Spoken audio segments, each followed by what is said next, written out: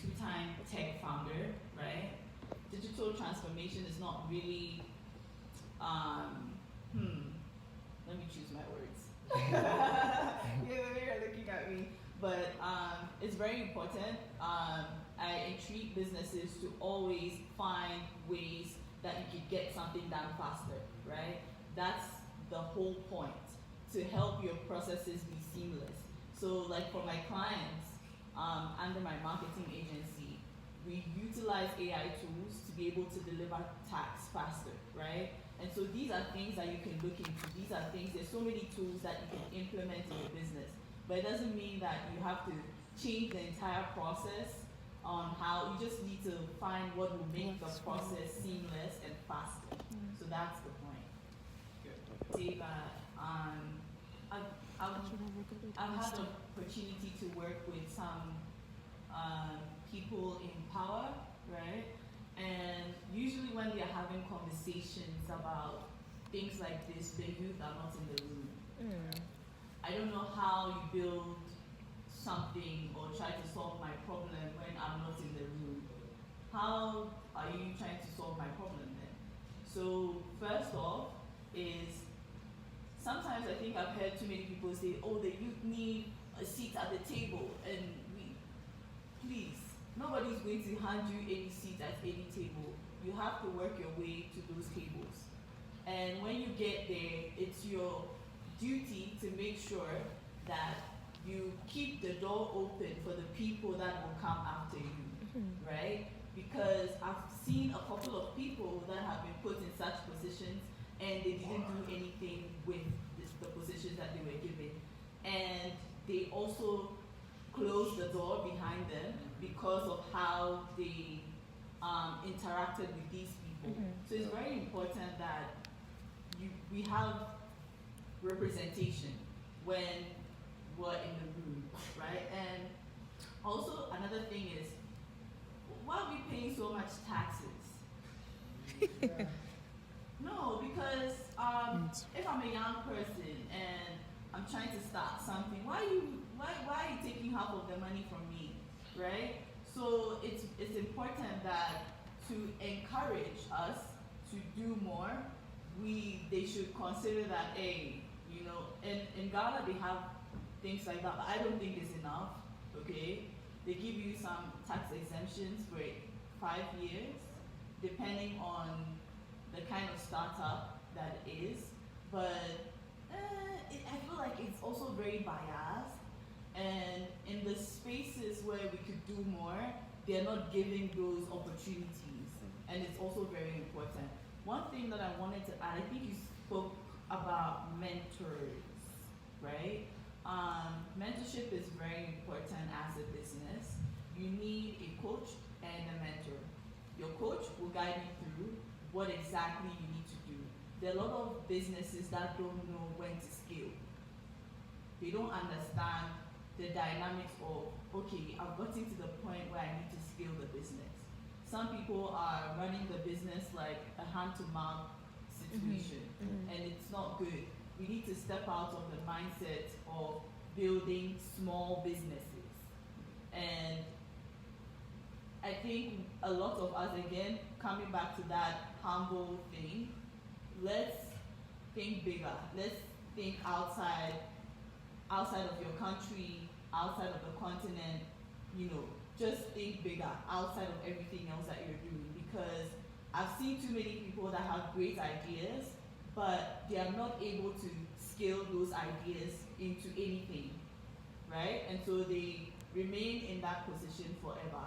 And I don't think it's a sustainable way to grow anything. And I like the fact that you brought up your company, seeing the growth, like having to have operated 104 years, that's crazy, right? And when I think about business, that's how I see, okay, can I build something that would be here and would impact generations, but not just build a startup and stay a startup forever. Makes sense. Good stuff. We overcomplicate some of how we view trainings, right?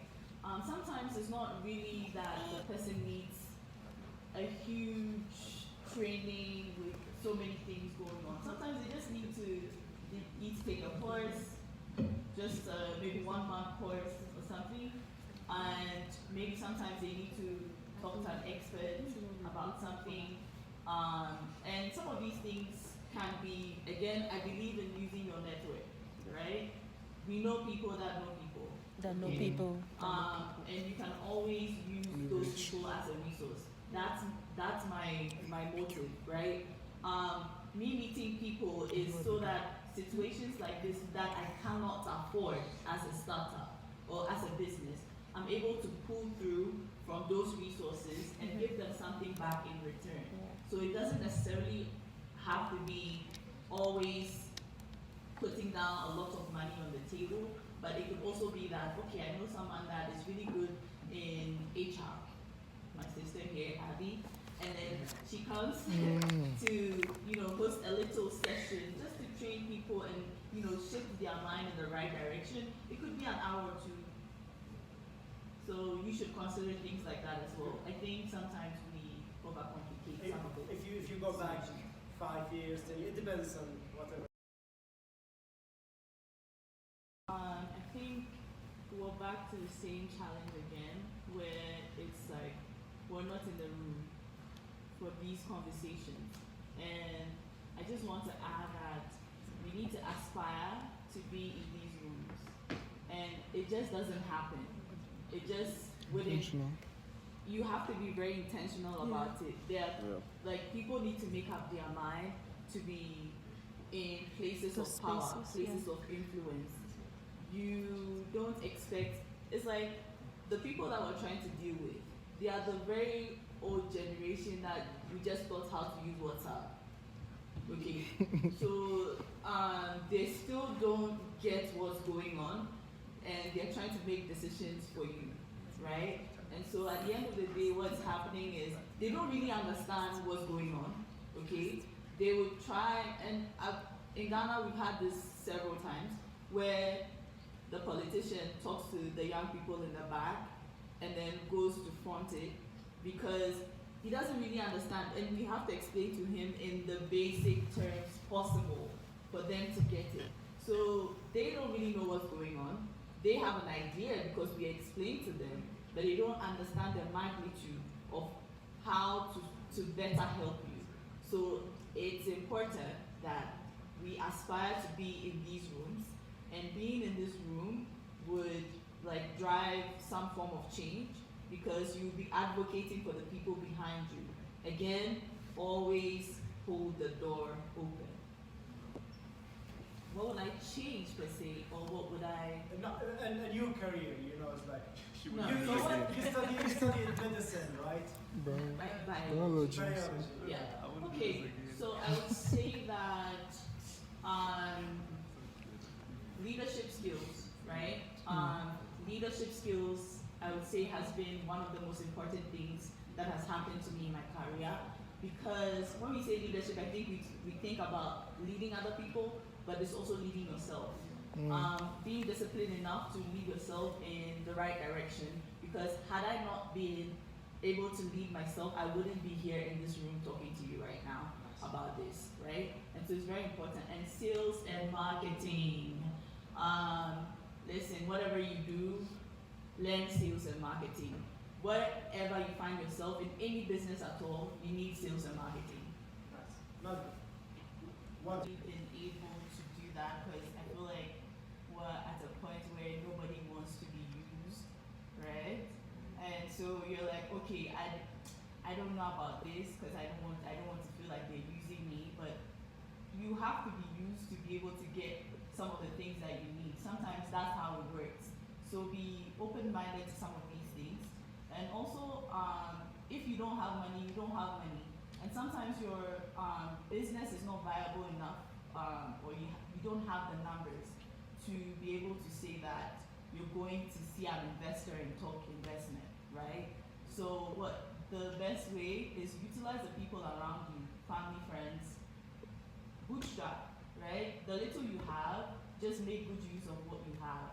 And if you can't do that, then it becomes a very big challenge, because at least you need to get something working, get your foot off the ground, and then you can build on that.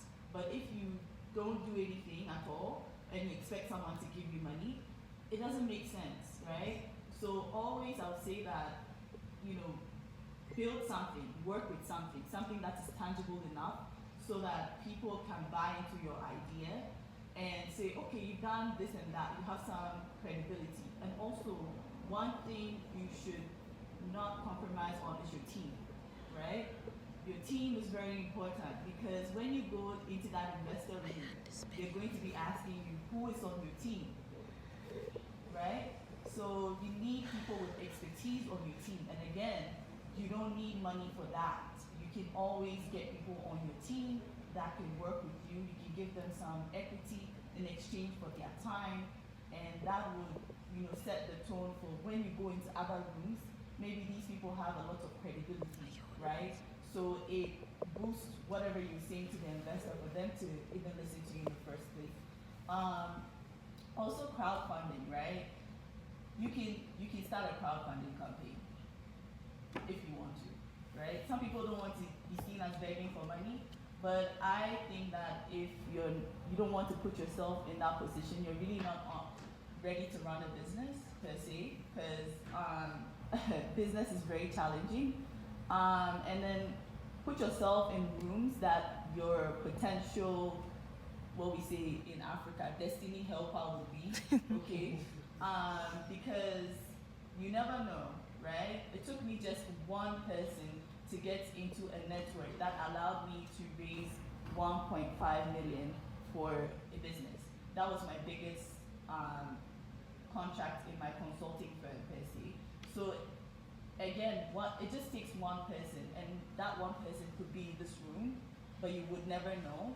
So make sure you put yourself out there and, talk about what you do. I think that as business owners, again, we shy away from talking about what we're doing, because in Africa, we're told to be humble, okay? Yeah. Please, if you want to run a business, you cannot be humble. This is not a place for humble people. This is a vicious environment. It's about money, it's about sales, it's about profitability, and so investors don't care whether, your story is very touchy. It might be touchy, but does it bring in the money? Yeah. Because for me to invest in you, it should be profitable for me. It should be beneficial to me. So these are some of the things that you can look at.